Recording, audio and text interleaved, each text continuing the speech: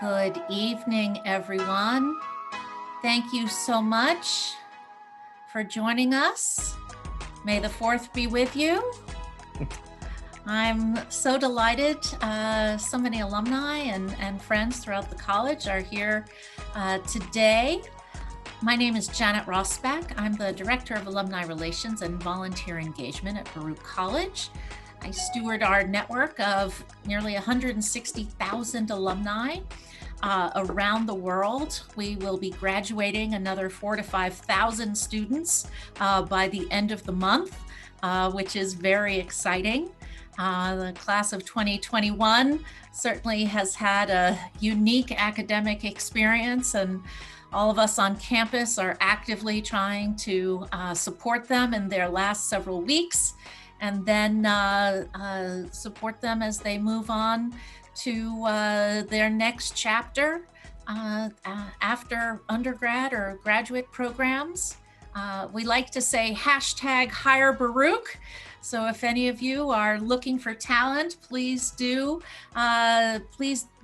be in touch as our career offices are keenly trying to support our students in our last moments before they graduate. But on to the topic of the evening. We launched the Baruch Asian Heritage Alumni Network 11 months ago, and this is our 4th event so far, and very likely will be one of our most meaningful conversations to date. We have all been witness to some terrible anti-Asian racism that has happened recently. And I certainly have been going through the process of learning more about how this is, once again, a terrible situation in our country that is supposed to be dedicated to freedoms and equality.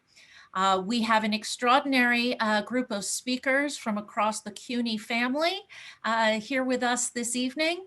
And I invite President David Wu of Baruch College to welcome you all with a few remarks. President Wu. Thank you, Janet, for that great opening, and welcome everyone for joining us this evening.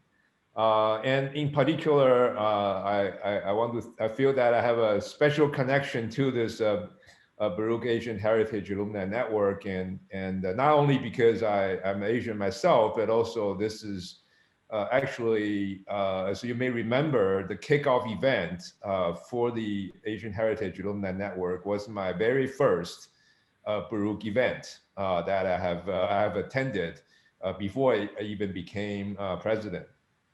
So I feel a very special connection with this group, and I want to thank the leadership of the network and the co-chaired by 2 of our BCF trustees, Christine Liu-Yang and Po Sit, and who are both tremendous partners and contributors to the college. And 1 month ago, in response to the mass murder in Atlanta, I have joined the Baruch's leadership team to share our condemnation of this anti-Asian hatred and the violence. And this horrific event that day has really brought some national attention to the increasing level of bigotry and hate that the Asian community has been enduring and suffering, and especially at the wake of the COVID-19 outbreaks now more than a year ago.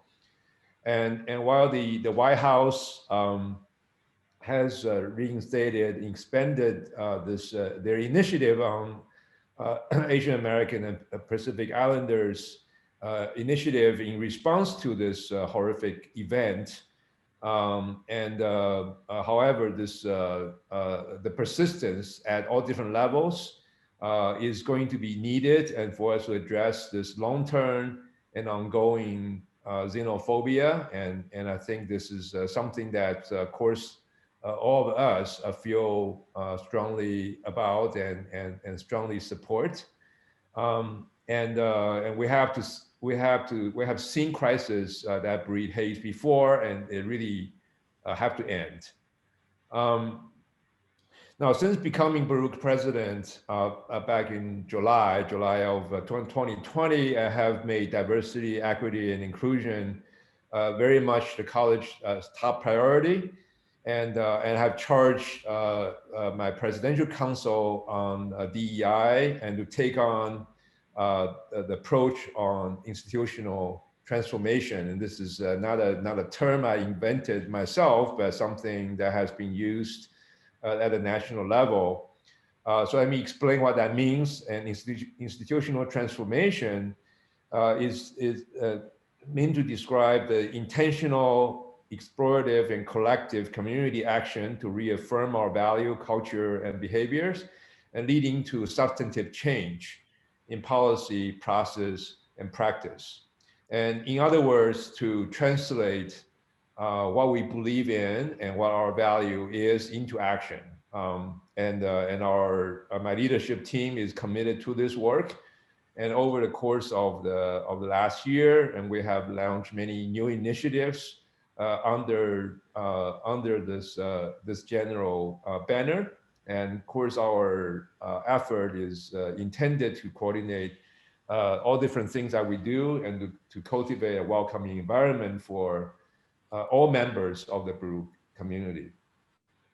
And so following the Atlanta event, the DEI committee has immediately launched a series of virtual community listening sessions, and about 40 of them. And as part of our broader DEI effort, and many of our faculty, students, and staff are attending and sharing at these listening sessions and share their experience and their perspective. And their findings would help us to basically inform our decision-making policy and processes, and as I mentioned, as a foundation of our initiative in terms of institutional transformation. And it is critical during this challenging time that we come together as a community and not just to offer support and compassion, but as I said, work toward substantive changes. And as the first Asian American to lead a CUNY college as president, and my apologies to my colleague Frank, my fellow president Frank Wu here. I'm just a few days ahead of him, or being announced as the one of the CUNY college president. And so although I'm the first, he's the second. We're only a few days apart, and so my apologies to you, Frank. But I was very impressed with this year's Asian Pacific Islander and Decide American, or APIDA Heritage Month, and which has really a lot of different activities that were ongoing at Baruch. And actually, in the last full month in April, that we have celebrated that month, and before the break. And I particularly enjoyed a brown bag lunch that I had last Friday, which I basically spent some time with a large group of students from the APIDA group, and we have they have grilled me with 20-some questions, and I answered all of them, and I really spent a great time with them. And I think this is really the beginning of many of the effort that they're putting forward. And the Heritage Month, the theme is community, and I guess community breaking into two words. And so really the theme is about unity and solidarity, really across various different diverse communities, which is really our common theme. And we want to establish that an attack on any one of the groups in our community is attack to us all. And we want to form that solidarity and support each other and come together as a community. So I very much look forward to hearing from the panel this evening, from my colleagues. I'm especially thankful for my fellow president Frank Wu, and we're not brothers, but we are fellow presidents. And we were and Frank is the president of the Queens College, and appointed to Queens actually about the same time. And we also have two of our faculty members, our own faculty members, Professor Charlotte Brooks and Angie Beeman, and they are both very well-known and renowned in their own field. And they have done a lot of research on this topic. I'm sure you will enjoy their insight.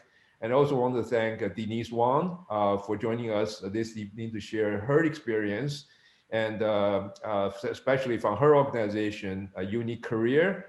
And that may help us to look at not only some of the issues that we talk about tonight, but also some of the career paths that her organization helped to facilitate.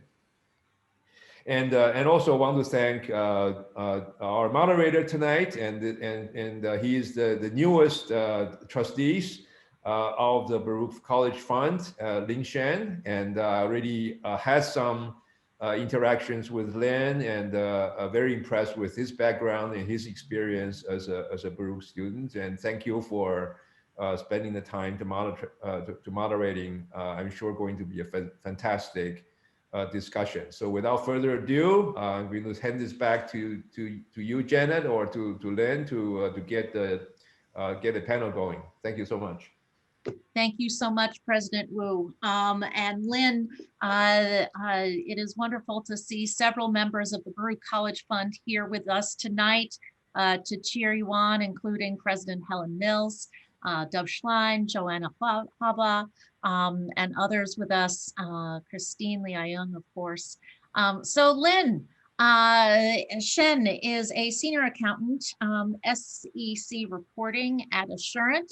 More importantly, he's an MS grad from the class of 2012, and he is now an expert on anti-Asian racism. He has put in a lot of time and effort to prepare for tonight's conversation, and I pass the baton to you, Lin. The floor is yours. Thank you so much, Janet, for the introduction, and thank you, President David Wu, for your leadership and continuing support for the Baruch Asian Heritage Alumni Network. I joined the network last year and participated in a couple networking events. For example, the Diwali and the Lunar New Year celebration.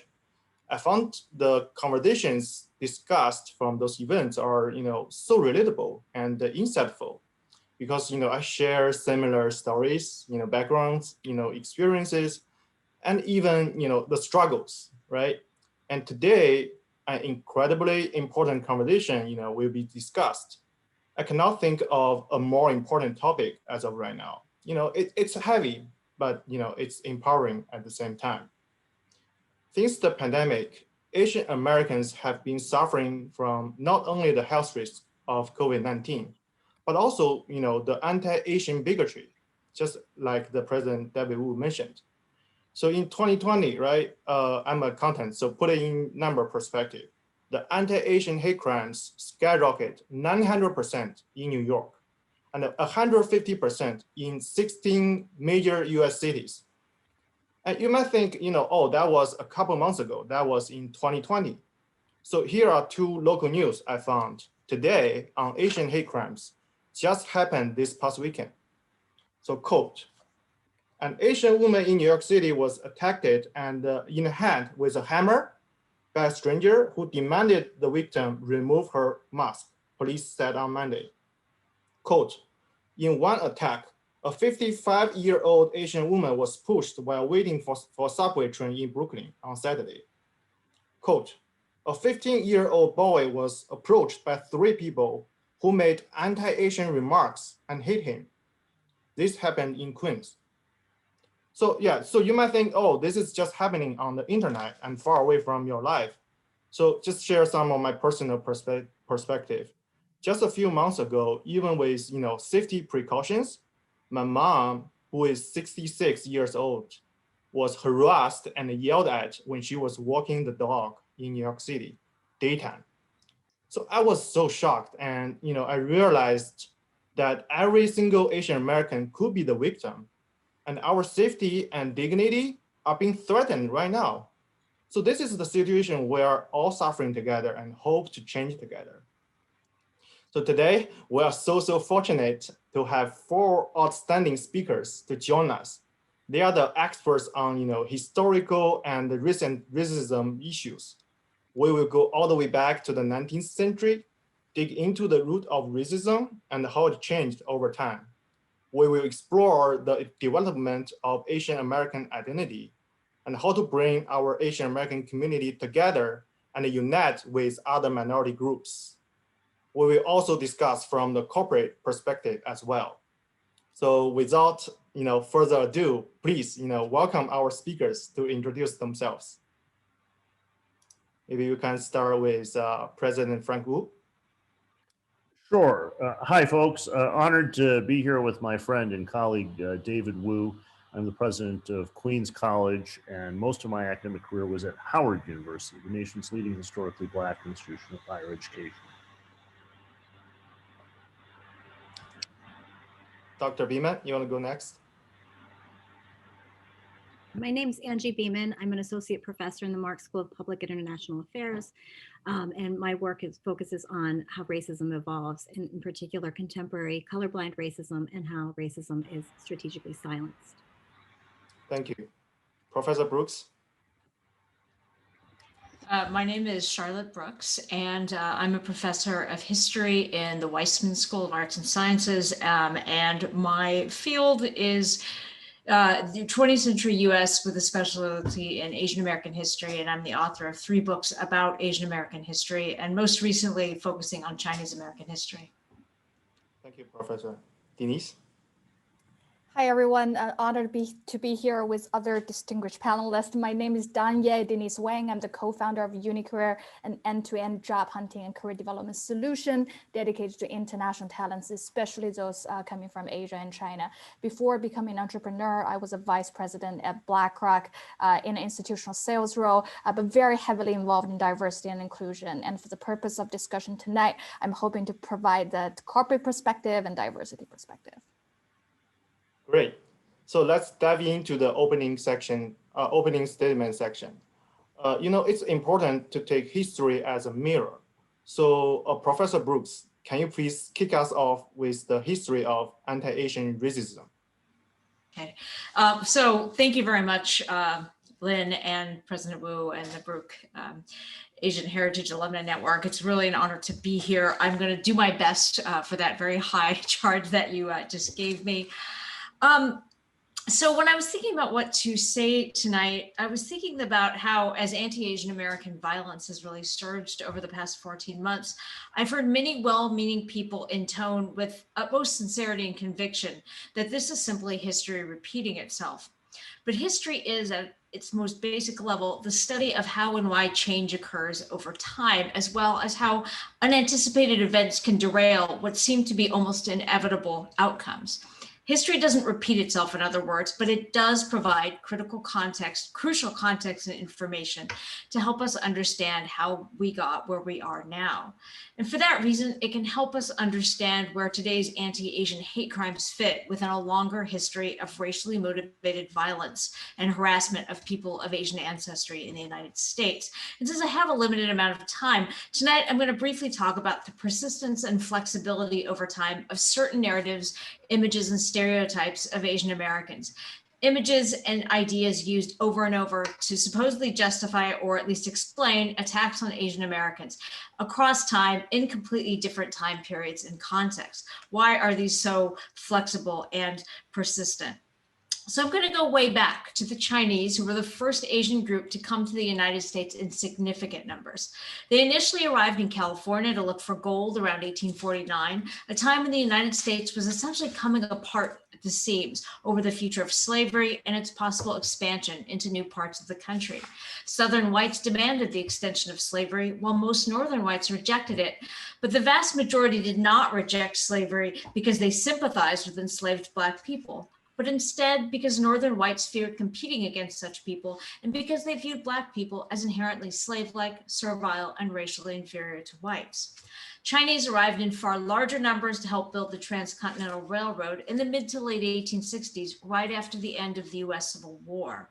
White Americans, by now moving by the tens of thousands to what they now described as a free soil West, spoke of their manifest destiny, their supposed God-given right to conquer and Christianize the Western territories. These white people called the West, where the Chinese were also arriving in significant numbers, a white man's country. They said Native Americans would magically fade away, and they argued that no one else had any claims to legitimacy or ownership of the West.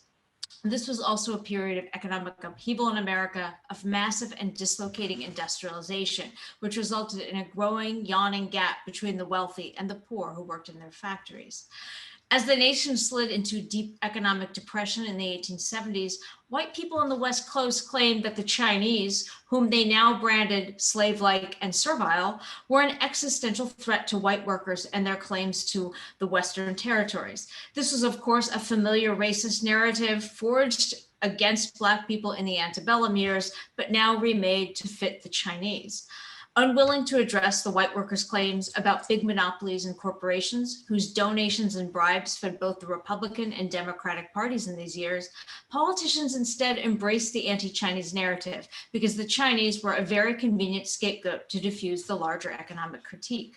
White mobs attacked the Chinese with impunity, and in response to the resulting complaints from the weak, faltering Qing Empire of China, which European powers and the United States were slowly carving apart, the US government did almost nothing.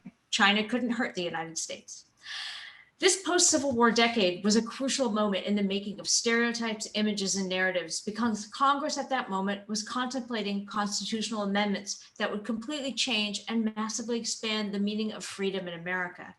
These amendments included the expansion of citizenship potentially to Black freed people and possibly others excluded from the Founding Fathers' preference in early laws for those termed free white persons. Sadly, though, this expansive vision was only partly realized, and that was on purpose. Congress passed and the states ratified the 14th Amendment, extending citizenship to Black Americans and every child of any ancestry born on US soil, and supposedly guaranteeing equal protection to all of them. With that, then came the 15th Amendment, giving male citizens of any race the right to vote. But the drafters of the 14th Amendment, after considerable debate, intentionally denied naturalization rights to anyone but Blacks and whites, purposely omitting the growing Chinese immigrant population.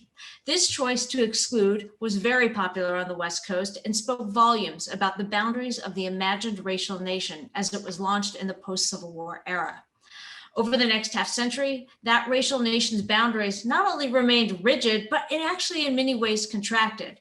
First came the Chinese Exclusion Act of 1882, prohibiting further immigration of almost all Chinese. And then Congress and the courts extended various exclusions to other Asians, making them and marking them as supposed racial threats, as well as politically and socially outside the nation, marginal and forever foreign.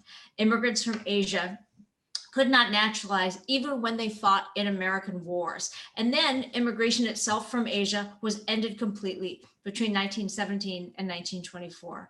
Even Filipinos who hailed from what became a US colony at the turn of the century were only deemed American nationals, not US citizens. And by the 1930s, they were denied the right to migrate. Carefully built in the 19th and early 20th centuries, the meaning and ideology of Asian exclusion was maintained into the next generations through school segregation, bars on intermarriage, and job and housing discrimination. Exclusion marked Asian American citizens born on US soil as what the historian May Nye has called alien citizens, allegedly citizens, but people whose legitimacy was questioned at every turn, people whose parents couldn't buy land in most of the United States because of alien land laws, people who couldn't benefit from the emerging social welfare state because their parents weren't citizens. The most egregious 20th century example of this, of course, were the tens of thousands of people of Japanese ancestry whom the federal government locked up during World War II, ignoring their constitutional rights. Those Japanese Americans who fought for the United States in that same war felt pushed to prove their loyalty and their right to enjoy full citizenship, something no other ethnic group felt that they had to prove to such a degree. Foreign policy challenges eventually forced legal changes. The repeal of Chinese exclusion during World War II, when China was an American ally, naturalization rights and token immigration quotas for the Filipinos, South Asians, and Koreans and Japanese, following the model used for China. They were given these rights between 1946 and 1952. These changes were made necessary because of Cold War America's need to win the hearts and minds of newly independent Asian nations before the Soviet Union did. But the fact that foreign policy needs prompted such shifts suggests the power of the original narrative of perpetual foreignness and of the ongoing risk this posed and poses to Asian American citizens, that so much of the rest of the public might see Asian Americans' rights and identities as tied to foreign countries. This has long resulted in Asian Americans enduring slights at every turn, such as being asked, "Where are you from?" No, where are you really from? But also enduring much larger threats, such as when civic leaders, journalists, politicians, and others with a platform use it to push dangerous racist rhetoric that taps into the latent, deeply rooted beliefs about alleged Asian American foreignness and the threat that foreignness supposedly supposedly poses to allegedly real Americans, setting Asian Americans outside of that group. Thanks. Thank you so much, Professor Brooks, for bringing the color to the history book. Now, President Wu, your book, Yellow, Race in America Beyond Black and White, inspired so many people. And also as an influential legal educator, can you please share more about how Asian American identity developed over time and the legislative update? Absolutely, and I'm so pleased to follow Charlotte Brooks. Her scholarship is just terrific. I have long relied on her 3 books, which are reference quality, and I commend them to you. I'm going to talk about 3 things. First, how did Asian American identity develop? Second, a specific example of how this hatred leads to violence and death. And third, Asian American advocacy, especially during the pandemic.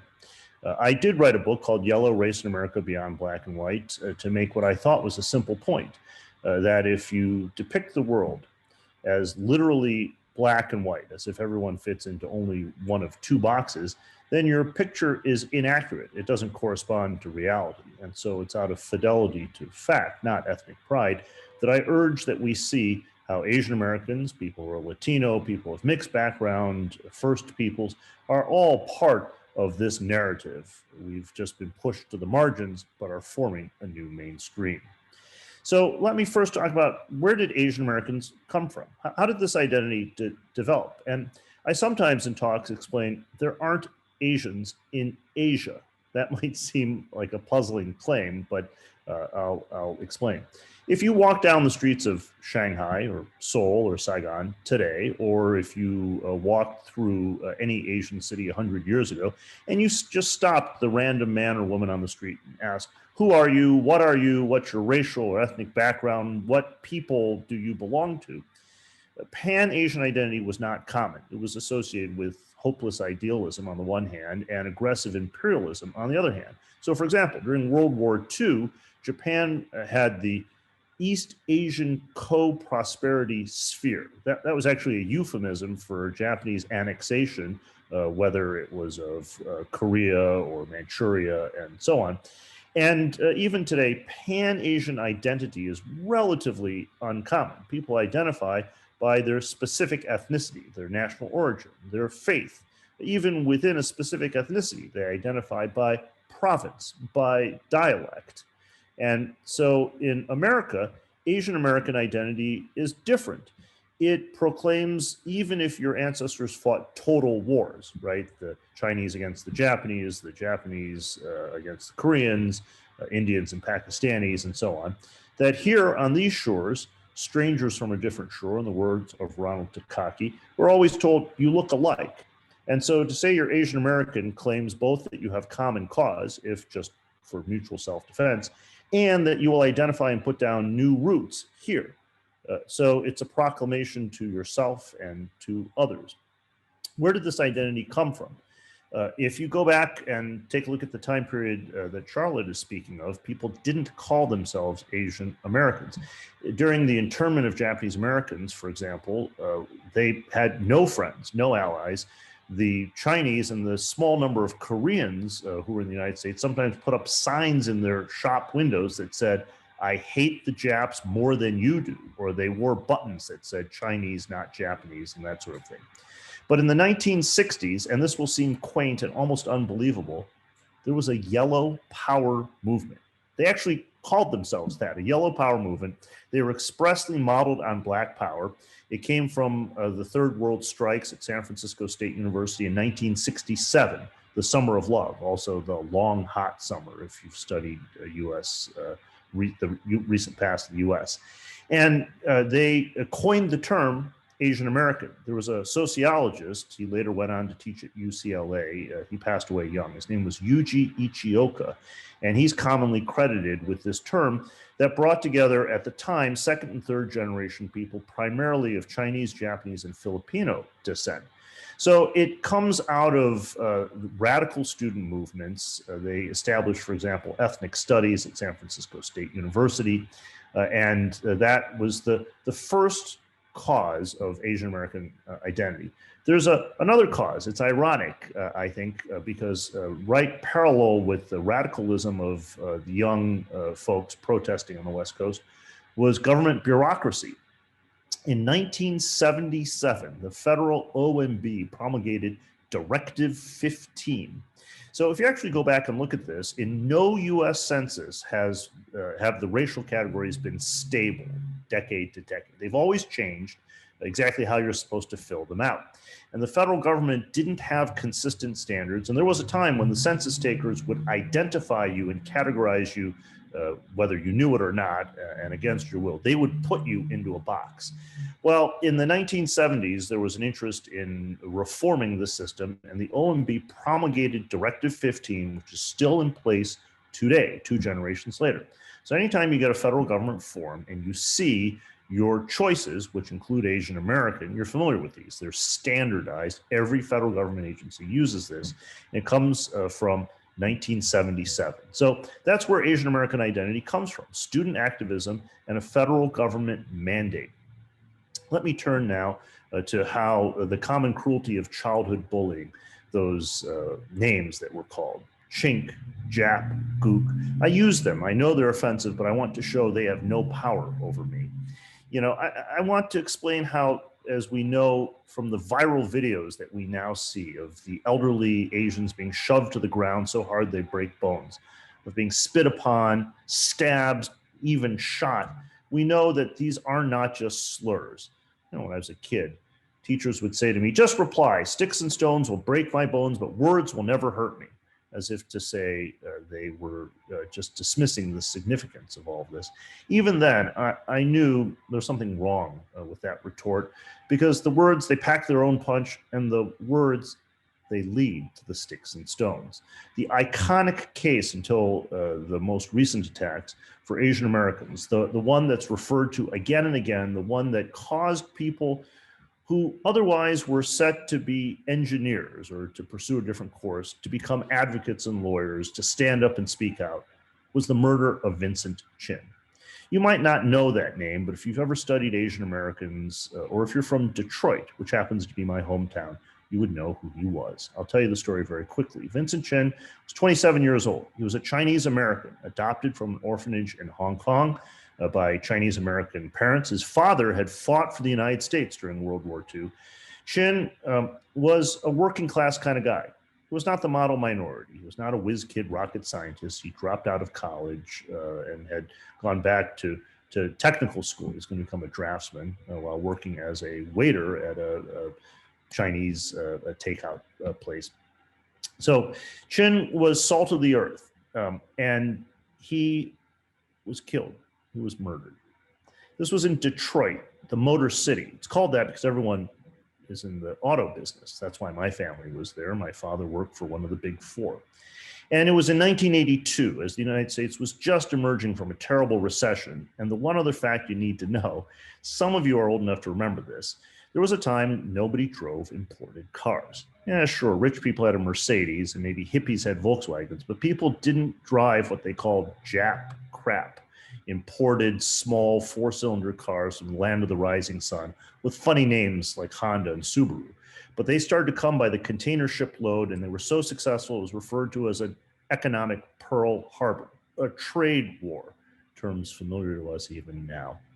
And so in that environment, in Detroit, where everyone depended on cars and 1 out of 4 working men was out of work, as the US was still struggling with a recession, Chin was due to be married. He had a bachelor's party. He was no saint, he was just an ordinary guy. He went to a seedy part of town to a strip club. And there he ran into 2 strangers, 2 gentlemen who were white, who were auto workers.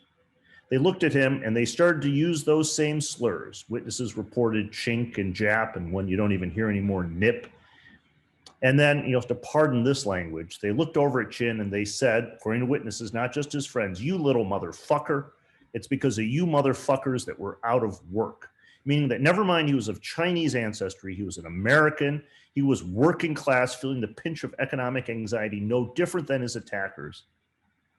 They bludgeoned him to death with a baseball bat because for them, he represented Tokyo and Toyota. With blood and spinal fluid and cerebral matter pulling onto the pavement beneath him, he uttered the last words, "It's not fair." The killers never denied, they always admitted they killed him. There were dozens of witnesses, they could hardly dispute it. But what they said is they were not bigots. That also sounds familiar. They said it was just a bar brawl. It just gotten out of hand. It could have turned out the other way. They even depicted themselves as the victims of accusations of bias. That case, with its mistaken identity twice over, showed how important it was. Even if you were of Chinese descent, you could be mistaken for Japanese and vice versa. So we had to come together. You could be Korean, Filipino, Burmese. It didn't matter, because when people hate, they don't pause to check your passport. So let me conclude by talking about advocacy. And in this moment, there is so much that we've never seen before. I attended a rally Sunday in Flushing. Senator Chuck Schumer was there. Lieutenant Governor Kathy Hochul was there. Civil rights activist Al Sharpton was there. The borough president, the New York State Attorney General. It was not just Asian Americans. But I've never seen, this is what I said to the audience when my turn came to speak, and I was humbled to be able to stand at that podium with so many government leaders. I said, I've never seen this many Asian Americans ready to march. And I've never seen so many allies. They were there because this isn't about self-interest. This is about Asian Americans being members of the body politic, participating like others. And as we do that, we have to repudiate the model minority myth, the notion that we are super overachievers, even though I respect and applaud everyone who's made so much of themselves. I worry that it's false flattery meant to hold us up in order to denigrate other racial minorities. It generates its own whitewashing and resentment as people think we're taking over. It fits with all those themes that Charlotte spoke about when Asians were said to be unfair competition. That's what it is if you work too hard. Asians have been punished for their virtues, not their vices. And we'll have time in Q&A to do a little bit of this. This is Asian American Heritage Month, and as we talk about Asian Americans, I think we need to acknowledge the diversity. Those who are adoptees, those who are Afro-Asian, those who are newer arrivals. And as we do that, to look for the ways we can continue to build bridges. As we demand that we're part of the picture, I'd like us to enter the scene understanding that so much was done by advocates for Black equality that we benefit from, that the Immigration Act of 1965 would not have passed if it were not for the Civil Rights Act of 1964. And that means, yes, even in this moment of celebration, addressing the anti-Blackness among Asian Americans, because we came to these shores. American ideals beckoned, whether it was your grandparents, your parents, or you yourself, with freedom and liberty. And Asian Americans continue, by saying they are Asian Americans, to have an abiding belief in the principles of a diverse democracy. We will make America anew. Thank you. Thank you, President Wu, for bringing the legal perspective and share the detail of Winston Chin's stories. Thank you so much. So we heard a lot about historical issues. So Dr. Beeman, your research is focusing on contemporary racism. So can you please share more about how racism changed over time? Certainly, thank you. That was so powerful, Drs. Wu and Dr. Brooke.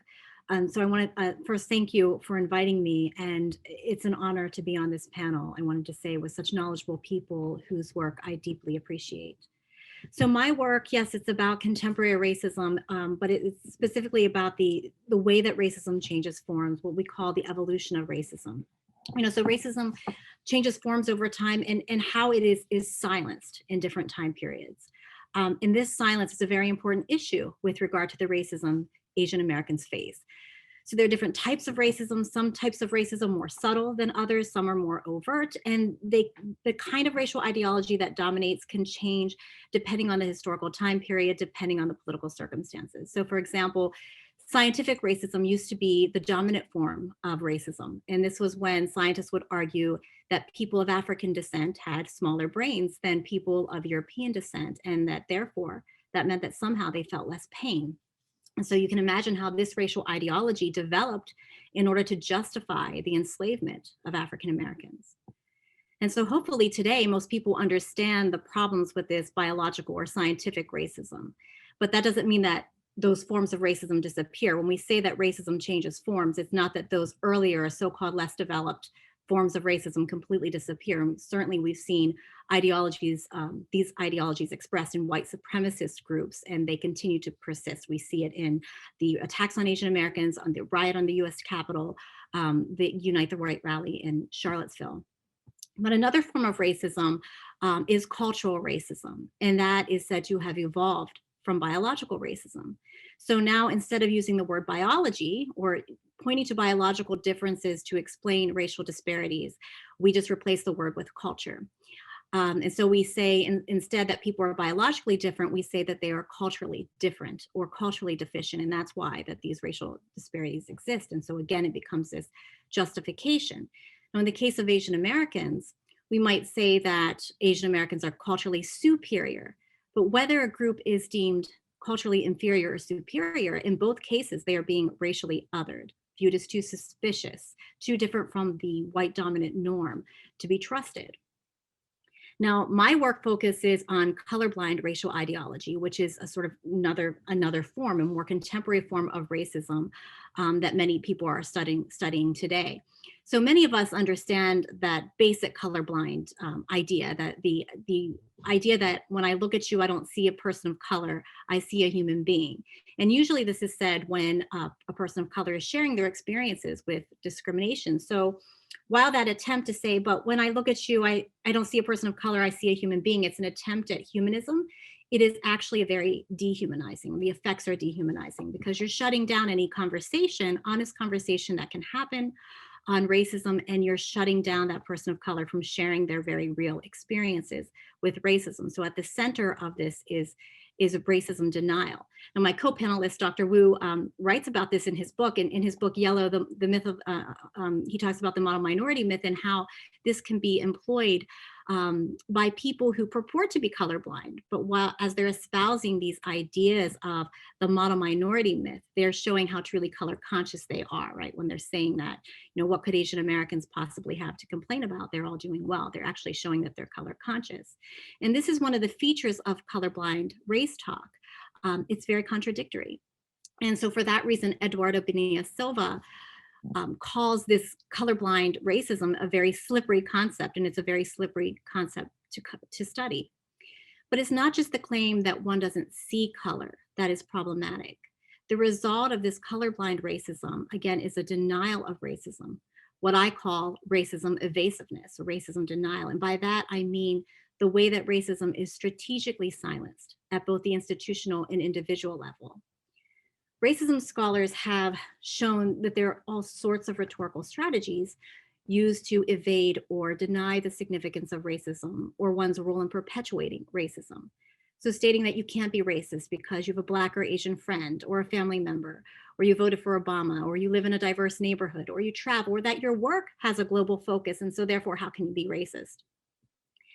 My research, I find that in progressive organizations, progressives and interracial organizations consciously, purposely downplay racism. They silence it because there's a strong organizational norm to do so.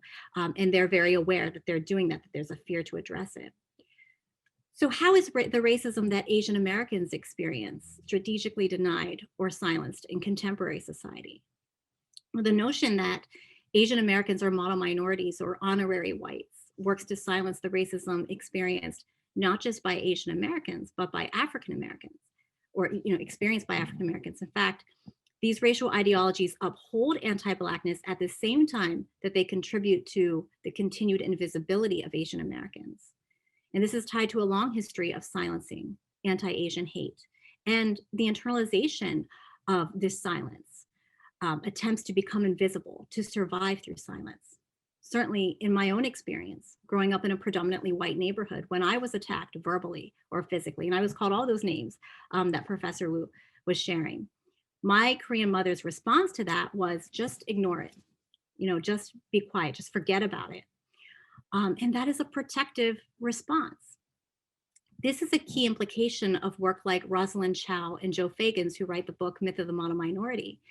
They argue that when Asian Americans are quiet, hardworking, obedient, that this behavior gets interpreted as culture in a very simplistic way.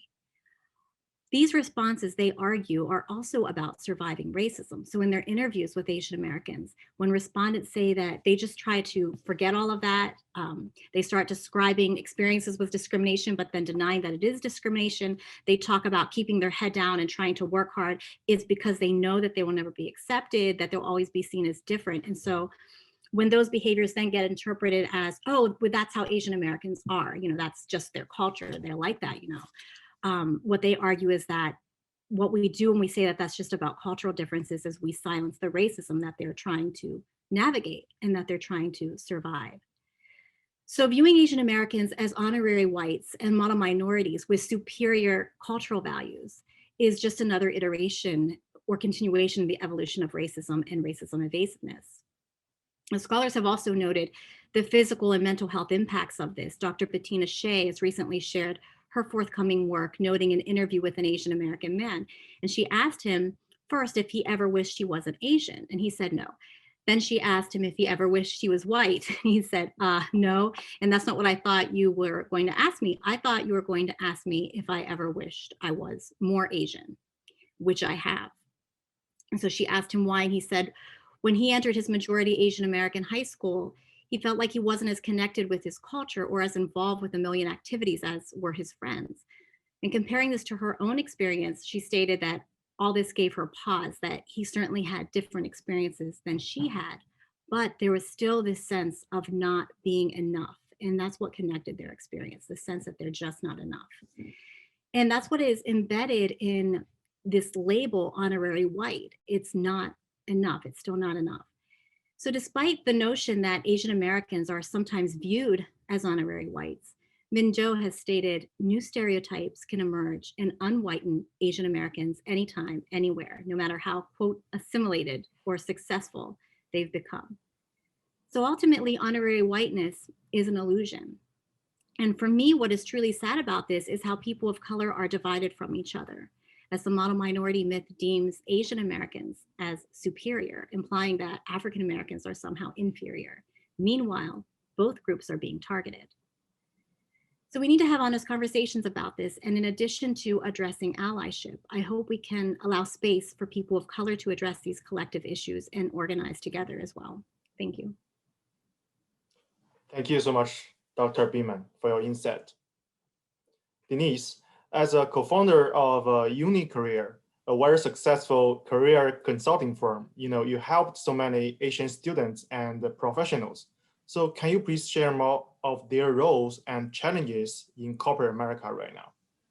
Absolutely. Thanks, Lynn, again for the invitation, and such an honor to hear from 3 other panelists and so many powerful stories. I personally learned a lot from the other three panelists as well. But I want to bring it all together from a more practical standpoint and share some corporate perspectives, and especially share some stories and best practices that have profoundly shaped my own career development journey and many others that I've come across. So I myself is a first generation immigrant. I grew up in China. I finished high school in China, came to the US for college, graduated in 2008, and we all knew what happened in 2008 financial crisis. But I was lucky enough to break into financial services. I worked at BlackRock for almost 9 years. As I mentioned in my introduction, was very involved in diversity and inclusion. But eventually I became an entrepreneur, and I continued on my journey to be a strong advocate for diversity and also foster cross-border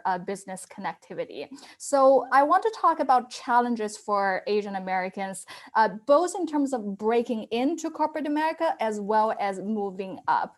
And I want to specifically share 3 mindset shifts. And the first is about the power of reframing and connecting the dots. The second is about the power of taking initiatives and being inclusive. And the third is about the power of building resilience. So the first one about reframing and connecting the dots. So UniCareer started a few years ago. And when I co-founded the company and almost starting off as an advisor, I still held my full-time job at BlackRock.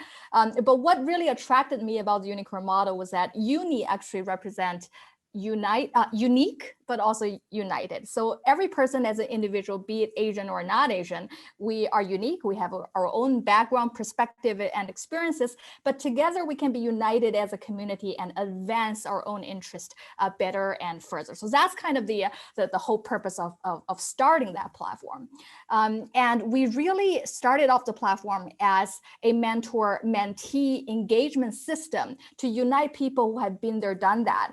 And a lot of them are first generation immigrants like myself, who already have this willingness to share and give back to the community, like many of us on the panel. So you might ask a question, there are tons of Asian American affinity groups and nonprofit organizations out there. Why start a mentor-mentee platform with a paid business model? Because we actually realized for some international students, or I guess first generation immigrants, it's not enough just to sit through some presentations or webinars, but more importantly, they need a level of deeper engagement and candid conversations with mentors who can essentially help them to reframe their stories to stand out and to advance. So it's not just about being frustrated because you're too nerdy or being overwhelmed because you had to take too many courses to score top of the class. As there are many other ways to highlight your experiences and focusing on skill set and more favorable qualities, especially if you want to break into certain categories of corporate America. And you can only do so by connecting the dots when you look back. And later on, as a firm, we also developed substantial online and on-site projects and internships experiences focused on enhancing and enriching practical hands-on experiences for these students so they can show employers relevant skill sets and experiences. And this is not only applying to new graduates, but also anyone who want to switch jobs or further advance their careers. So eventually, UniCareer really became an online and offline tool set created for people who want to reframe their stories and connect the dots, both in terms of hard skills as well as soft skills necessary for different industries and different career paths. So I'm very proud that over the past 5 years or so, UniCareer has become a Series C company. We've raised over $25 million US equivalent, and we've impacted hundreds and thousands of students, not just in the US, but also in the UK, Australia, Hong Kong, Singapore, mainland China, obviously. And we have developed partnerships with corporates, both in the US and back in China, as well as career services from leading institutions, many in New York, Columbia, NYU, Cornell, UCLA, for example, and I've done speeches at Baruch as well. So eventually we really built this institution to leverage institutional resources, both at corporate level and career services level. So we get to change each individual student or young professional's life and careers one at a time. And anyone can do this, right? Regardless of the stage of your career, it's never too late to start. Now, so I talked about breaking in, but now we want to talk about Asians and Asian Americans as model minorities, but also when we think about the notion of bamboo ceiling and how hard it is to advance in corporate America. I read this as one of the founding partners at Ascend Foundation made such a statement. Generally, Asian Americans are perceived as smart, hardworking, easy to manage employees. The problem with the model is that we are also seen as good workers, but not great leaders. And I think many of us in the audience might resonate with this. And just to share some data point, Asian Americans are the fastest growing racial group in the country and make up around 7% of the US population. Nearly 60 of Asian Americans go to college, compared with 41% of the general population. And after school, Asian Americans comprise 13% of working professionals, but as they progress in their careers, they make up just 6% of executive leadership. And I will have to say, out of that 6%, probably the majority are Indian Americans. So when it comes to the leadership roles and boardroom setting, it's still predominantly white and white male as of today. The data point may be daunting, but it's not to say that there are no role models. There are actually tons of Asian American founders and co-founders who have built world-class companies that have benefited everyone, not just the Asian community. Just to give everyone a few examples, Stephen Chen from YouTube, Eric Lai from LinkedIn, Tony Xu, Stanley Tang from DoorDash, Eric Yuan from Zoom. We have to live on Zoom every day given COVID. Justin Khan from Twitch, Tim Shen, Nerd Wallet, as well as Andrew Ning from Coursera, and the list goes on. And we all know that in our country, some of the best software engineers, best data scientists, and best marketing analytics professionals are also Asians and Asian American. So it's a dilemma for corporate America, right? At the entry level, there are typically enough number of Asian and Asian American applicants. So sometimes even overwhelmingly so. So it doesn't make sense to create a dedicated diversity or minority group just for Asians. However, with the stereotype of smart, hardworking, easy to manage Asian American employees, as we climb the corporate ladder, we find ourselves actually very difficult to compete with other ethnicity groups who are simply more comfortable blowing their own horns. I'm sure we have all heard that terms. And when Asians try to emulate, sometimes it's unfortunately being perceived as aggressive or even end up backfiring. So I want to take this opportunity to suggest two alternative ways or thought processes so we can train ourselves to become better leaders. And the first one is the power of taking initiatives. Be the change we want to see happen. Be the change you want to see happen. So take initiatives, but also be inclusive. I want to quickly share my personal stories. When I was at Yale, I started a dance group called Phoenix Dance Troupe because there was no Asian dance groups. There were tons of dance groups, hip hop, jazz, ballet, but there were no dance groups dedicated to Asians. So I ended up starting one to focus on the Asian ethnicity. And also back in college, when I became the VP of Ascend Yale, which is essentially an international internship exchange student organization, I focused on adding partnerships with Chinese universities, which was non-existent for the Yale community before, and also negotiating with career services. So they sponsored all the registration fee for all the international applicants at Yale, which was never done before as well.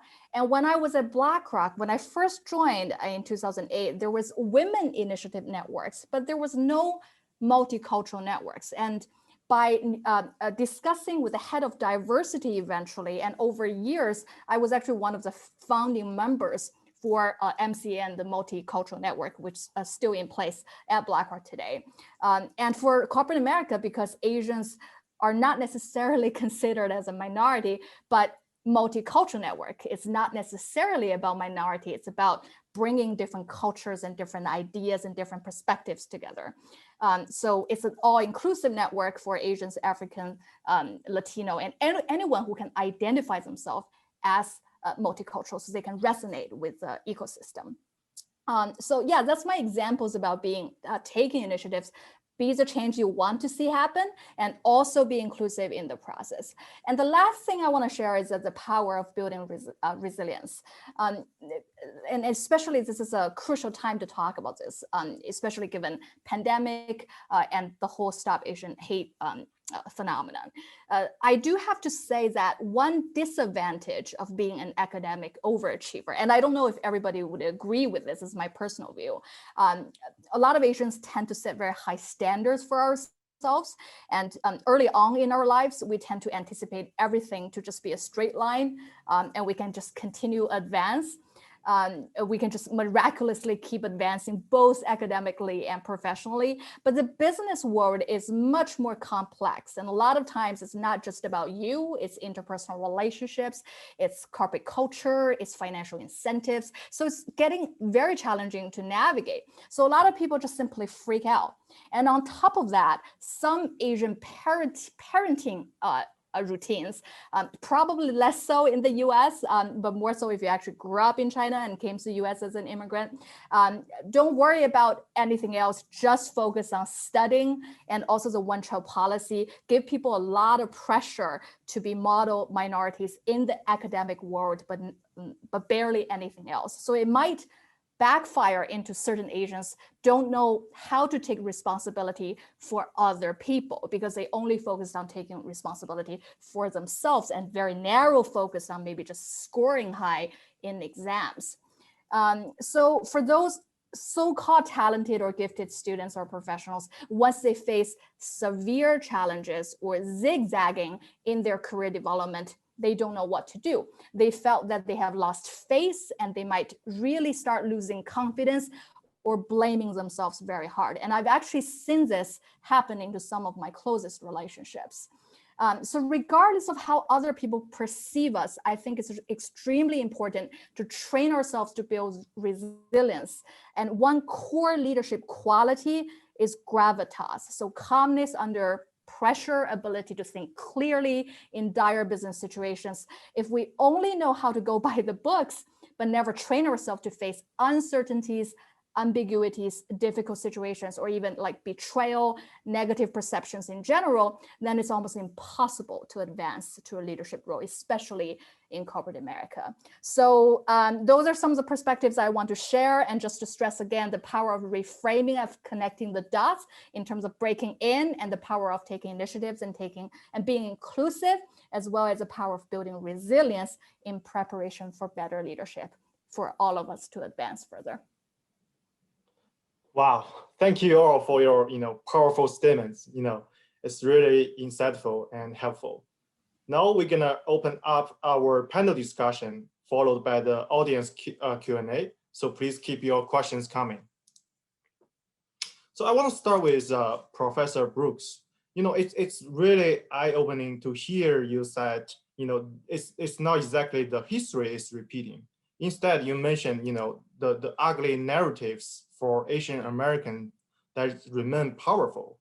I'm just trying to think, how do we rewrite the narratives? And what is the role of education play here? That's a really great question. I will say, as someone who has been working in Asian American historical scholarship and research for my entire career, I do think, and it's kind of funny, this was a chat discussion too. A number of the people who are watching mentioned this. I think it is important to incorporate Asian American history and Asian American studies at all levels, and not just in college. And I also think it's particularly important to incorporate this not just as a sidebar. I think you could ask many people what they know about Asian American history, and it would be two things. The Chinese built the railroad, Japanese Americans were incarcerated, end of story. And as a graduate student, I tried to do this the first time I ever taught an Asian American history class when I was at Northwestern. I called it Asian American history as American history. And I tried to weave Asian American history into the larger narrative of US history and use Asian American history as a lens through which to view issues like race, labor, gender, foreign policy, and other things. But I also think, and this is sort of touches on what Angie said, I think sometimes that the argument that we need more education, which I think we do, but the argument that we need more education becomes sort of a cover for blaming instead of talking about the systemic racism that has been created through a century of racist laws and practices, it then sort of shifts that to, oh, it's individual failings that simply need some individual solutions. People just need to read more books and, take a class. But this is a systemic problem involving systems that have been woven to our history, that aren't just about Asian Americans, but about the way the immigration system responded to laws and has carved out of a sort of constitutional guarantees how different groups relate to each other, African American history as well as Asian American history. And I think it's going to take more than a few classes and a few books. I think this is a much larger problem. So I think we definitely, education is great, but education implies individual solutions, and this needs much larger solutions than that. Thank you. And President Wu, as the president of the Queen's College, what are your thoughts on this? This has been a wonderful discussion. There are so many issues for us to address here. And Asian Americans, I think, from what we've presented, have been around for much longer than most people, including Asian Americans themselves, realize. So there's a whole history that has just been pushed to the side, whether it's of activism, the image of passive and submissive Asian immigrants just isn't accurate. Most of us who are born in the United States, actually all of us who are born in the United States, are birthright citizens. Most of us don't realize why. We're birthright citizens because someone named Wong Kim Ark of Chinese background, born in San Francisco, fought his way up to the United States Supreme Court well over 100 years ago, about 125 years ago, actually, to establish that principle, that citizenship was not based on race. So the earliest Asian immigrants fought for themselves and stood up, and that history is only now being uncovered and shared, and it's so important for us to do that so that we can be inspired. I'd like to add, building on the comments of our last speaker, that I think she's absolutely right, that our social superiors demand that we assimilate, but when we try to do so, they say, well, you're just trying too hard, and mock us further. I've always wanted to write, and I also want to follow up on this issue of Asian parenting. I've always wanted to write an essay entitled, "Everything My Asian Immigrant Parents Taught Me Turns Out to Be Wrong." What I mean by that is it's with the utmost respect for them. I wouldn't be here if it weren't for the sacrifices they've made. But they're, in thinking about how to break through the glass ceiling or the bamboo ceiling, I sometimes wonder if strategies that worked in a different era for a different generation still apply. I'll give you two quick examples. The first is, when I was in high school, I was elected to student government. That was remarkable. My parents said, you must quit immediately. In order to get into a good school, you need just to study. They didn't realize that was entirely inaccurate. If I participated in student government, my application to colleges would have been enhanced, not detracted from. But it was a mistake born of their notion that everything would be measured just by grades and test scores, which incidentally is not a good way to do things. My second example is there's a germ of truth to stereotypes, to some. And don't get me wrong, there's plenty of bias, both egregious, explicit, in-your-face bigotry and implicit microaggressions. So I don't want anyone to misunderstand me. I'm dedicated to that fight. But sometimes I think some of the things that we do don't help us. Many East Asian cultures have a saying, a phrase, an adage. The Japanese version's the best known. The nail that sticks up is pounded down. What is that about? It's about deference to one's elders, fidelity to tradition, conformity, fitting in as the utmost, the paramount value, not making a fuss. In Chinese, the loudest duck is shot first by the hunter. Or if you're a Mandarin speaker, 不要找麻烦, right? My Mandarin's not very good, I'm afraid. But that translates as don't go looking for complications, don't go looking for trouble. Compare that to the American adage, the squeaky wheel gets the grease. Right? So there are adaptations, and it doesn't mean you can't be Asian and authentic and an introvert and an effective leader. But it does mean that if you, at lunch at your company, sit only with people who you went to school with at Tsinghua it's unlikely you're going to be promoted into management because you're not mixing and mingling as expected in a diverse democracy.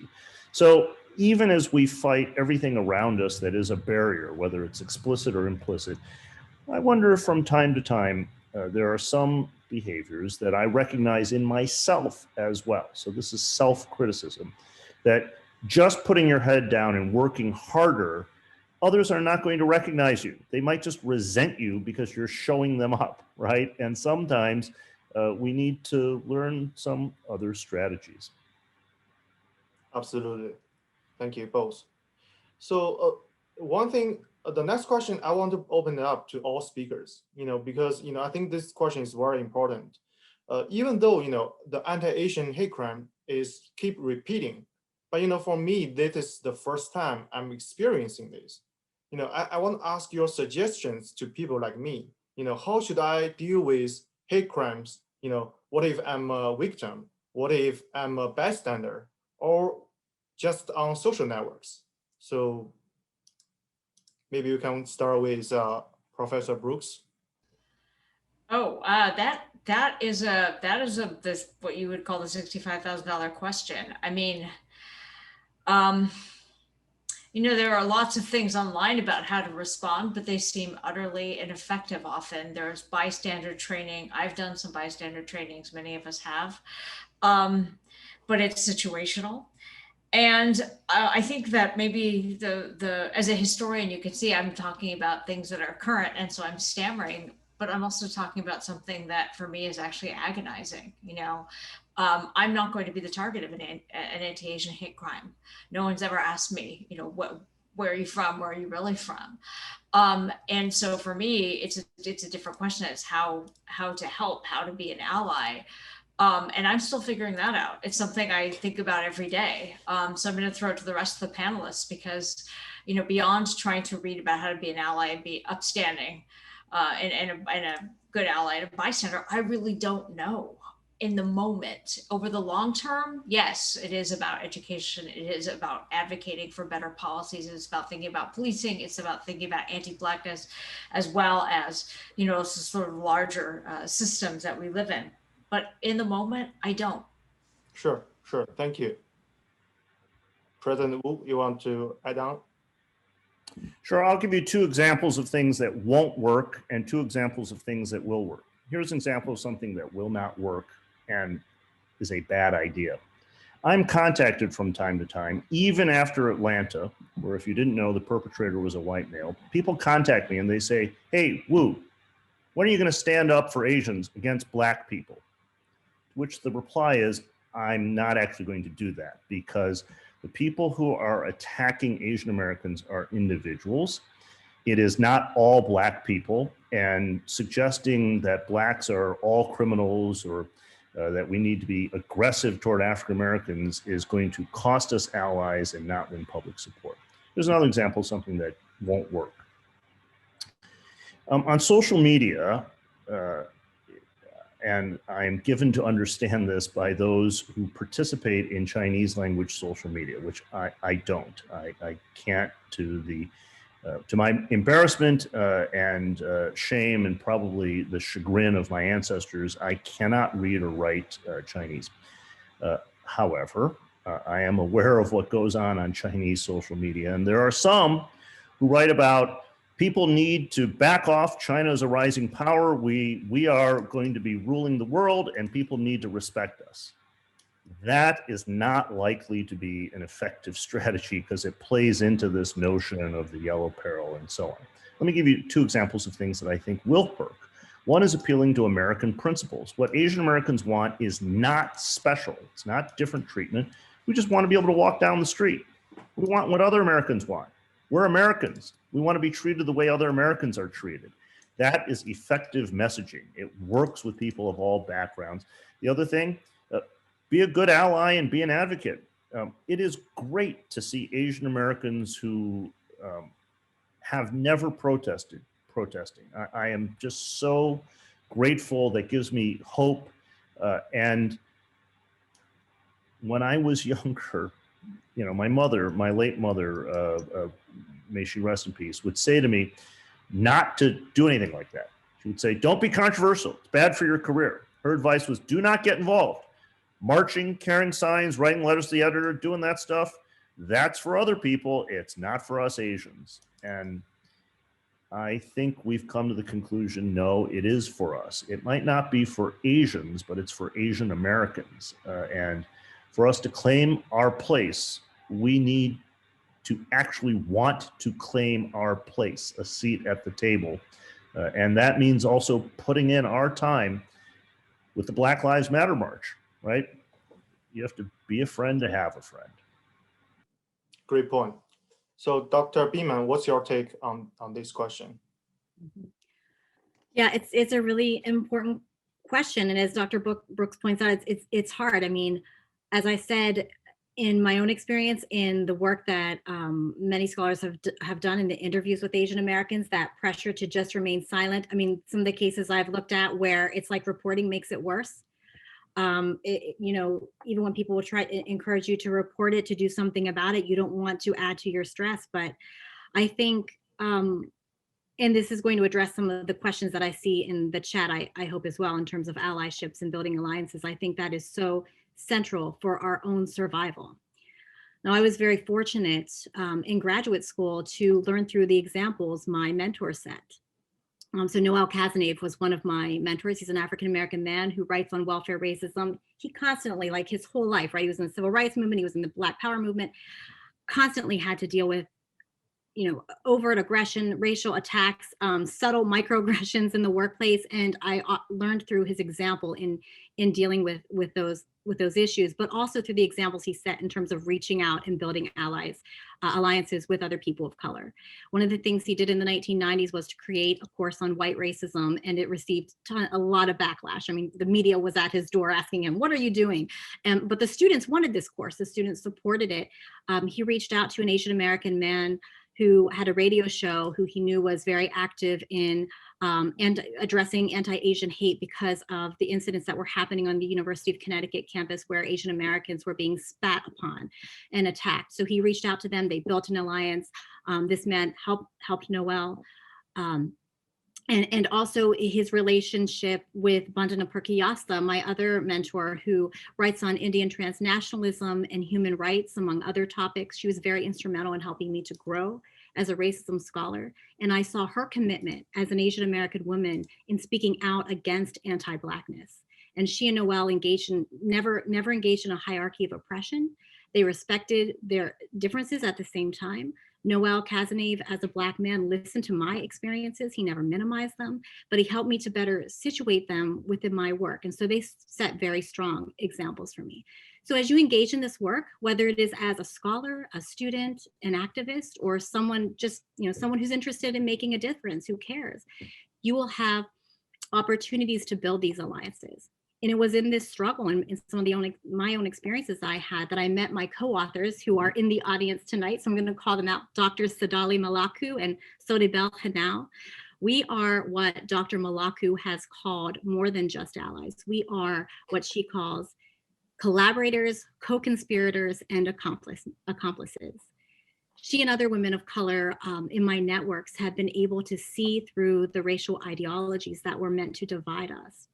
And if it were not for these alliances with women of color, I don't think that I would have the strength to continue this work, because when you do this work, you have to battle a lot of subtle and overt resistance.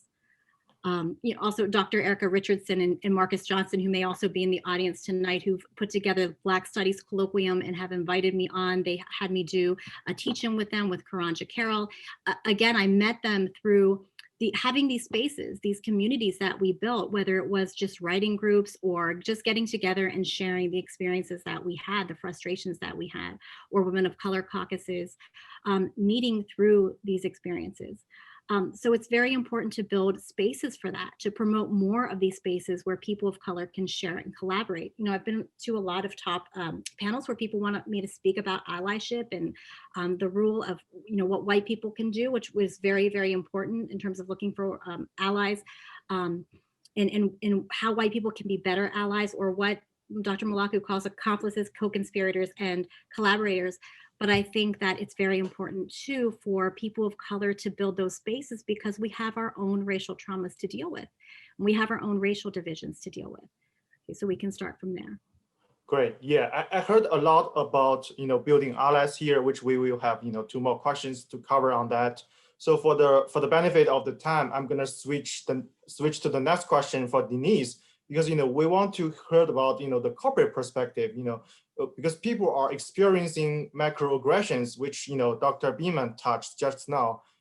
I just want to ask Denise, how should we respond to microaggression in the workplace? Whether it's intentional or unintentional. Yeah, and by the way, I just really want to resonate with President Wu's comment. I think Asians or Asian Americans, at the end of the day, we want to be treated just normally. But back to the microaggression question, I think with any sort of microaggression, which typically means offensive statement or insensitive questions or negative comments disguised as compliments, right? Everybody know the definition of microaggression, but typically we can have 3 reactions, right? One with some sort of a normal reaction, no reaction, and overreaction. And obviously I would vote against overreaction. And we can choose based on the situation between normal, maybe a firm but nice reaction, but firm, versus a no reaction. So the first thing I want to say is pick your battle, right?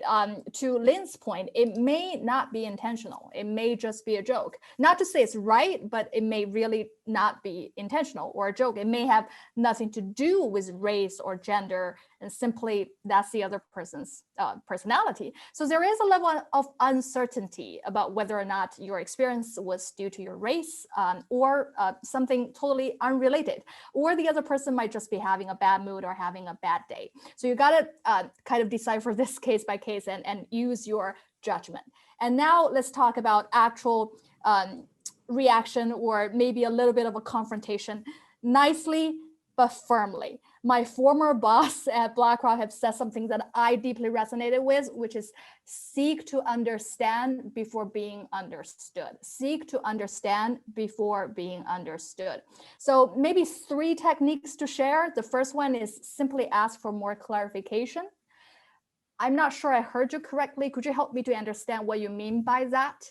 And maybe when you specifically ask, what do you mean by that? That person will, oh, you know what, maybe I said something unintentionally, but I offended someone. Now I have to think about nicer things to say, and then you kind of just soften the message there. And the second technique, I guess, is to separate intent or intention from impact. I know you didn't realize this, but when you blah, blah, blah, it was a bit hurtful. It was a bit surprising. It was unfortunately a bit offensive to me personally because blah, blah, blah, right? So something you just kind of confront that person, but you separate the intent and impact. And after that person gives some sort of an explanation, hopefully he or she does, you can say, I totally get it that you didn't mean it. And I really appreciate that you're willing to explain it to me. I hope you can see it too, that the impact, unfortunately, had a negative feel on me or even on the Asian community. And I just don't want other people to misunderstand. Does that make sense? So I guess it's just letting that person know you wouldn't take it personally this time, but it does have an impact, not just on you, maybe even on your community. And you make it be like it's not just me being bothered by this. I don't want the rest of the population to get misunderstood, to get misunderstood. And does it make sense to kind of try to bring you two more on the same side? And another technique is about sharing your own process. This may not have nothing to do with microaggression, but it is a topic very much related to work environment, and I personally experienced. So I would say something to my own analyst, right? I noticed that you wore this blue dress the other day, which was very pretty, but I'm a bit concerned given our clients are very sensitive government officials and we had a client meeting that day. I'm not sure it's appropriate for the workplace. I actually got the same reminder when I was a first year, so I wanted for you to hear it directly from me. So it's very important for you to add that line, like when I was in your shoes, I had the same reminder. I experienced something similar, but it wasn't embarrassing for me. It was actually an educational experience, and I want you to hear it directly from me. So this is about dressing appropriately, but I try to soften the message by saying that I was on the receiving end as well. And maybe finally on this, I want to say, sometimes it's easier to stand up for someone else rather than ourselves. Especially as Asian Americans, we tend to avoid confrontations, but sometimes it's much easier for us to stand up for someone else if we think it's not right for this to happen to someone else. So maybe if you're not comfortable advocating for yourself yet, if you see something not right, you can try to help the other person by standing up for the other person first. And then when you get comfortable with that, you can start working on yourself when the opportunity presents itself. And maybe one last comment on compliment by disguise, and it's very much related to the workplace, because sometimes, and I myself, at the beginning of my career, I might be the victim of this, because I realized some specific workload may be coming down on me. And just because I have been doing it for a long time, I'm very good at it, it's a compliment by disguise. But it is also fair for you to stand up for yourself and just say something simple as this to your boss. Hey, I have done this for a very long time, and I've built a very strong system for anyone else to duplicate the process. Does it make sense to share the responsibility with the rest of the team, or maybe with a junior analyst or with the intern, whatever that may be, right? I'm also hoping to get started on blah, blah, blah project, which is more exciting or more challenging or more visible. So that's kind of a line for you to offload some of the routine or tedious work and people have been allocating you just because they're complimenting you by disguise, and for you to embark onto more visible and more high profile projects. Just a few examples. That's it. Great, thank you, Denise, for those tips. And we heard a lot about building allies. And the next question I want to ask President Wu, right? Because you talked about how Asian American identity developed over the times. And because like Asian American community is such a highly diverse group. And how do we unite this diverse group and celebrate our Asian heritage together? Right. Do feel free to call me Frank. In this context, President Wu is David Wu. So I'm your guest, and I'm humbled to be here with a friend and colleague.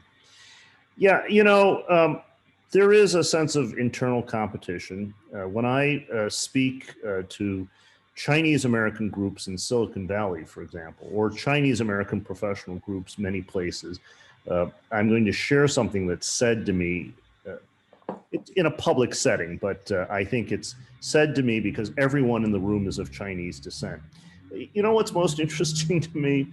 The people that the Chinese immigrant engineers are most aggravated about because they feel that they're not doing as well. I can tell you, it's not white men, it's not African Americans. Among Chinese American professionals in tech, and this has happened to me many times now when they want my advice, they say to me, the Indians are doing better than us.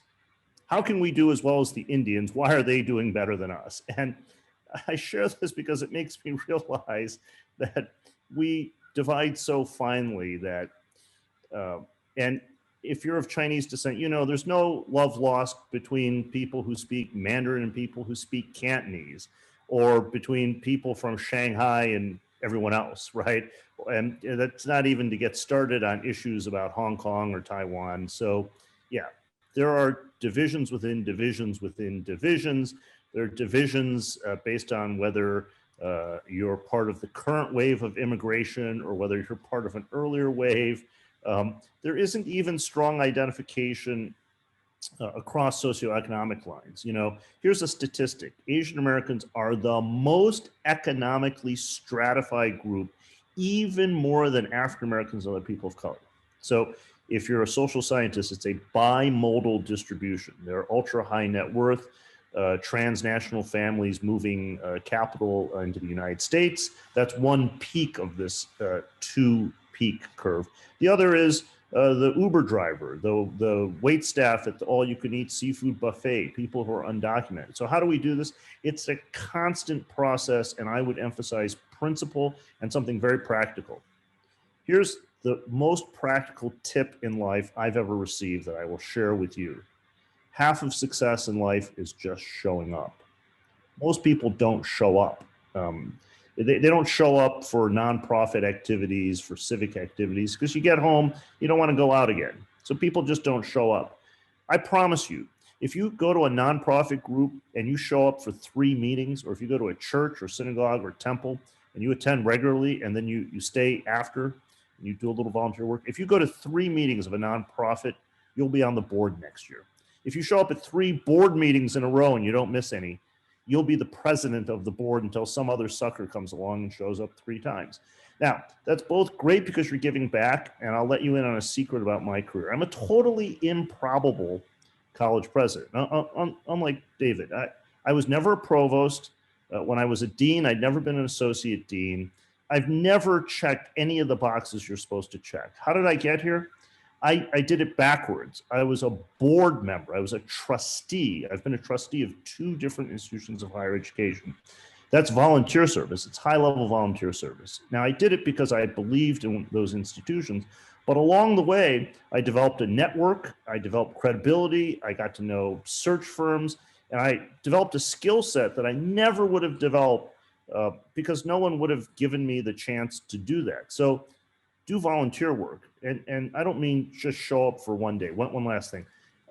I can't stand when young people say to me, where can I volunteer for 2 weeks so I improve my chances of getting into law school? I want to say, look, there's no place you can volunteer for 2 weeks because everyone's going to look at that and say they volunteered for 2 weeks. They're not really, this is not real. You need to volunteer for 2 years if you want to make a difference. And your heart's got to be in it. You know, if you're just doing everything in your life that way, you're not really actually going to succeed. You're just checking the boxes. And if you ask me, you don't deserve to succeed. You know, you have to really want to do this. So show up. That's what it takes. And if you show up, pretty soon you'll be running things. Thank you so much, Frank. I absolutely agree because, you know, like the volunteer work, everything, the commitment, it's so important. And thank you so much for your civic engagement on that. So Dr. Beeman, you know, we do see clash between minority groups in the past. And I want to ask you how different ethnic groups can work together and combat the racism through a united front. I mean, I spoke before about the importance of building alliances. I think we have to continue to call out and expose racism when we see it in the moment. And that's how you begin to build alliance. We have to do that. Our leaders have to do that. Our allies have to do that. We have to openly challenge myths like the honorary whiteness and mono-minority. And that does mean that we have to be educated on what those ideas are and why they're problematic. Although I agree with Dr. Brooks that we do have to go beyond just the education, but that's one of the things that our students have told us that they want in their demands that they're outlining in terms of what needs to change. One of those changes is the curriculum. As a student, that was my concern as well. Like, you know, so more, again, not just a training or a conversation, more of a structural change in the curriculum. As a parent, that's my concern for my children. When I was in graduate school, I had to make extra effort to learn critical race theory. It wasn't common for us to include, even in sociology, even in a doctoral program, works like Anna Julia Cooper. Theorists like W.E.B. Du Bois. Anna Julia Cooper is writing about Black feminism. W.E.B. Du Bois is talking about how to build alliances in addition to talking about racism and the double consciousness that he experiences as an African-American man. I had to make extra effort to specialize in critical race theory and learn those, put in additional labor to get that scholarship, to learn what was of interest to me. And then if you're able to do that in your programs, if you're able to build a program for yourself where you're addressing racism theory and you're learning about this history, which so central to this is you're learning about building alliances. Even so, if you're able to even get to that point in a lot of those courses, the critical race theory, the racism theory, which is already sidelined, once you get there, a lot of those courses don't include important works that by Asian American scholars are looking at anti-Asian American racism. Works like those of the scholars on this panelist, or Yenli Espiritu, or Diane Fujino, who writes about Asian American activism, breaking that silence on Asian American activism, breaking the stereotypes that we don't ever fight back or fight for social change, or Rosalind Chow, who I've quoted here tonight. So there's this marginalization within marginalization. In K through 12, you're lucky if you hear anything, as Dr. Brooks has pointed out, anything about Asian American contributions to history as American history, and we have to push for that. There is a quote from Rosalind Chow's work where she states, Asian Americans frequently deal with whites' discrimination internally and privately, rather than collectively and organizationally. Many Asians immigrated to the United States after the Civil Rights Movement and have not yet unlearned or learned the necessary strategies of resistance, especially to subtle and covert forms of racism. Often lacking a collective memory of resistance strategies, a great many have not developed the strong community and organizational responses that they really need to contend with contemporary racism. So what has been called whiteness in the curriculum contributes to that. Are we lacking this collective wisdom because we don't even know that that history of activism and alliances exists? And so when we silence that history of activism, it reinforces this model minority myth and the internalization of the myth. And so young children are learning through omission. They're learning through what they don't learn. So curriculum is something that has to change if we want to build those alliances. And it's something that our students have said repeatedly that they want. Representation is something our students want, but it can't just be symbolic representation. In hiring, plenty has been written about this question of fit. We can hire people of color and put them into positions of power, but sometimes they're excluded because of those questions of fit. And sometimes they're hired but expected to keep quiet on issues of race and racism, or targeted when they speak out against it or build these alliances. So are we looking for just representation? Do we just have silent representation or symbolic representation? Or are we really trying for significant change that includes representation, but also supports people explicitly addressing racism and other inequalities? And so, of course, again, there's also the issue of building spaces where people, supporting spaces where people can come together and share these issues like this, but then continuing that, because having safe spaces where people can share these issues and deal with what their experiences is so important to building alliances to fighting back against all of these inequalities. Sure. Thank you, Dr. Beeman. I think, we discussed and covered so many, important questions today, and, everything, has two sides, right? And particularly in this difficult time, I want to ask all those speakers, what gives you hope, and what final action statements or recommendations you would give to our audience? Maybe we can start with Frank. I never would have imagined when I was young that someday I would have the title of a college president. It just seemed improbable. There was no such thing as an Asian American college president then. And even when I was a professor, there was just no such thing, despite Asian Americans being reputed to be overrepresented. I point this out because we've made just such progress. And I'll tell you a story that I know my boss has repeated in public. 3 weeks before I was named, or 4 weeks before, the CUNY Board of Trustees named your President Wu. And I said to my wife, well, that's it. That's the end for me in the search at Queens College. They're never going to name another Asian American. They just named one. Plus his name's Wu. Why would they name a second who's also named Wu? And I was just shocked. And I actually said that to the CUNY Chancellor, Felix Matos Rodriguez. I said, I'm so surprised to get this call and delighted to say yes. I share that because it's not really a story about me. It's a story about breaking through. And it's finally happened. It didn't happen just because of an individual. There were people within CUNY, the Asian American Research Institute, called ARI, advocated for years, for decades, and had a conference about 5 years ago and said, look, this is a real problem. And they called out the CUNY system, and then CUNY trustees looked, and the candidates were always out there. People just didn't look, and they may have had implicit bias, but this is a breakthrough. So my message is, hey, look, I won't speak for David, but I'll tell you, if I can do this, you can do this. I have no doubt you will go on to achieve your aspirations. It can be done. Thank you, Frank. And Professor Brooks? You know, I think two or three things give me hope. One of the things is that something that Frank mentioned, you know, last summer, I and a lot of people in my neighborhood participated. I live in Brooklyn, and we participated in Black Lives Matter activities and marches. And I looked around and I realized, you know, I also marched after the death of Eric Garner in the protest march back 6 or 7 years ago.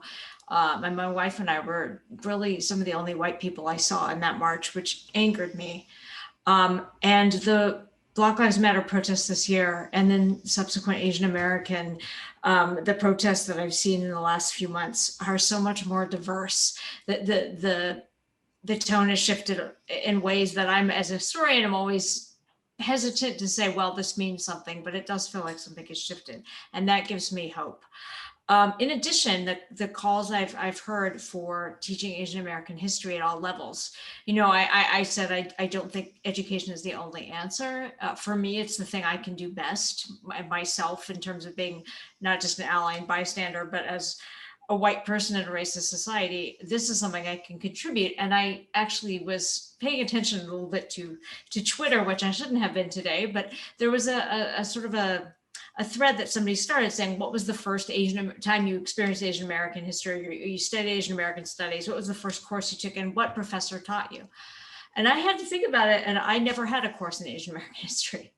I was the first professor to teach it at a few places I've been, and the second person only to teach it at Northwestern, where I taught a bunch of students who had gone on a hunger strike to get Asian American studies, and that was in the 1990s.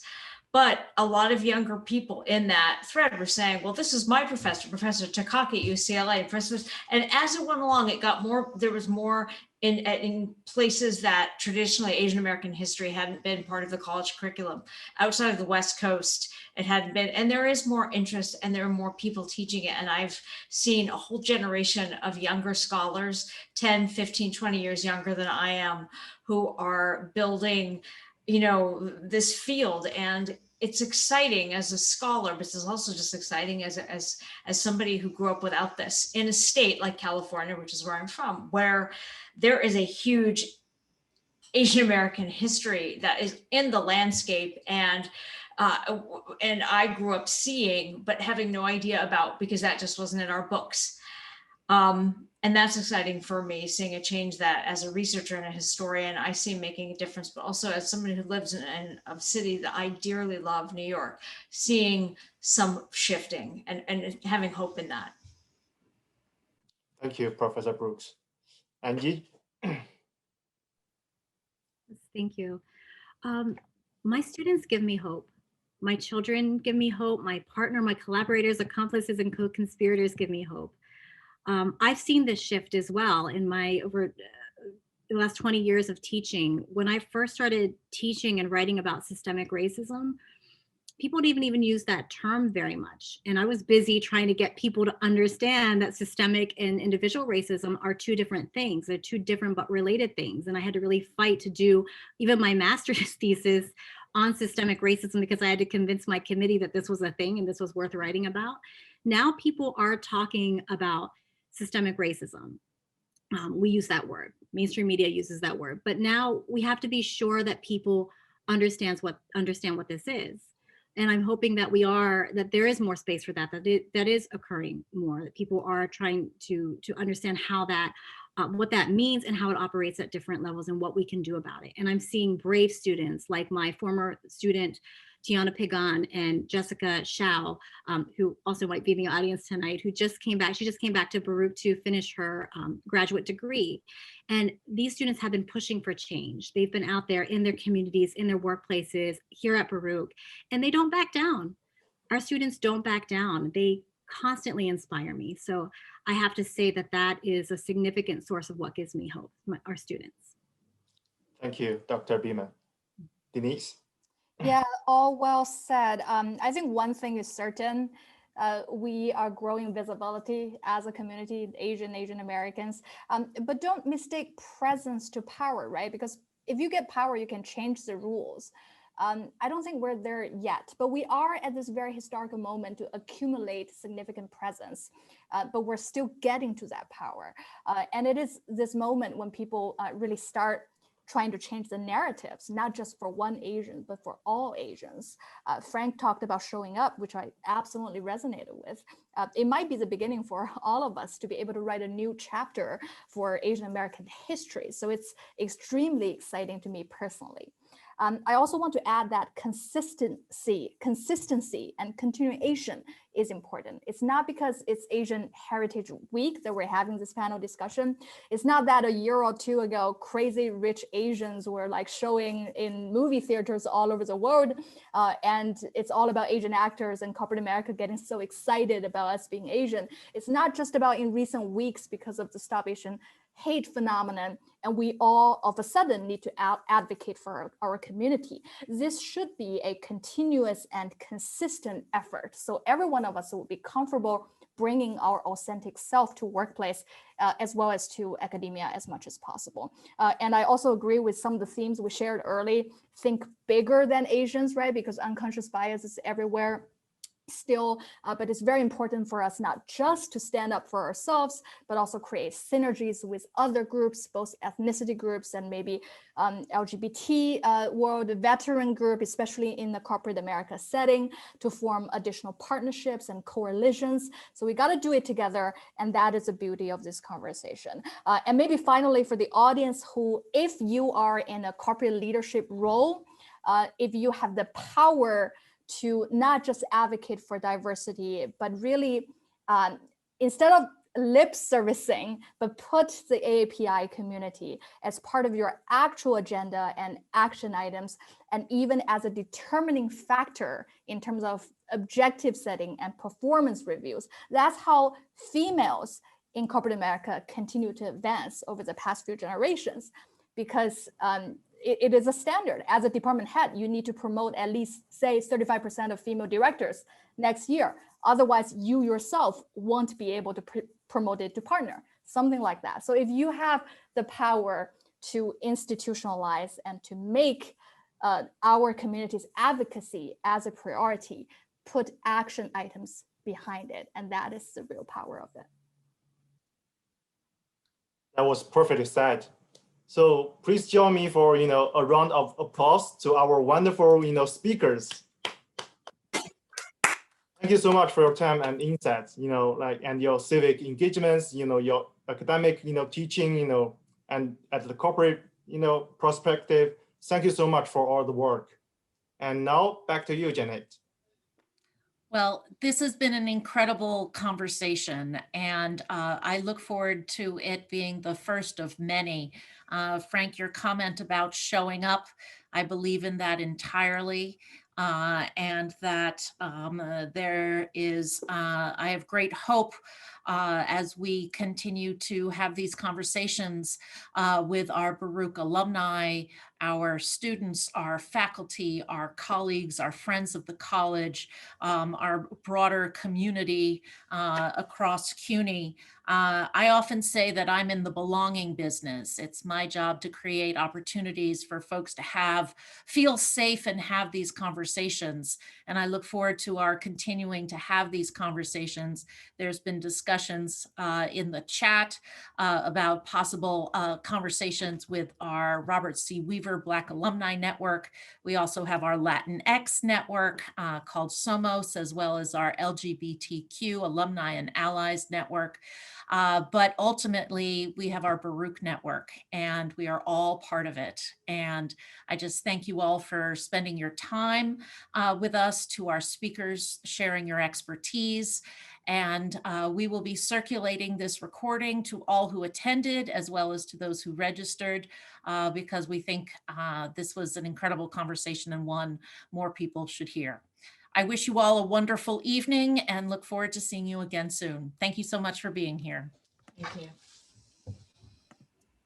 Thank you all.